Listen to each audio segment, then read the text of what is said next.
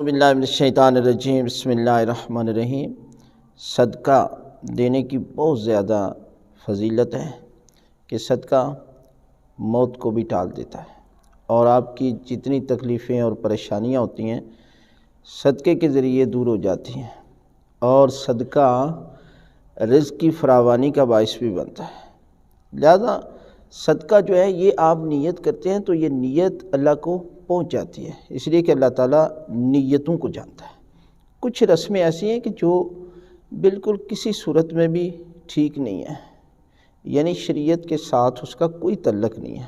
مثلا گوشت سر پر پھیرنے سے بلائیں ٹال جاتی ہیں، یعنی گوشت جو صدقے کا ہے وہ سر پر پھیریں تو کیا بلائیں ٹال جاتی ہیں؟ ایسی کوئی بات نہیں ہے۔ یا صدقہ دیتے ہوئے اس کو جو ہے وہ ہاتھ لگائیں، یا جو ہے وہ کالا بکرا ہونا چاہیے کہ اللہ کی راہ میں دے رہے ہیں۔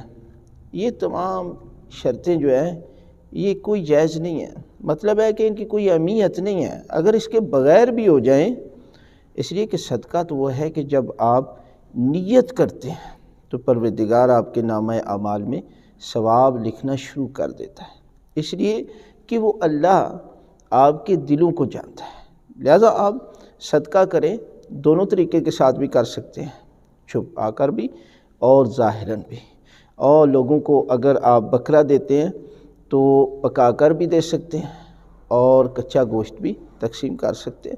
اس میں یہ ہے کہ آپ ضروری نہیں ہے کہ آپ صرف غریبوں ہی کو دیں، اس لیے کہ صدقہ جو ہے وہ آپ کسی مسجد میں جا کر جو ہے وہ مومنین کو آپ کھلا دیتے ہیں تو یہ بھی صدقہ ہے۔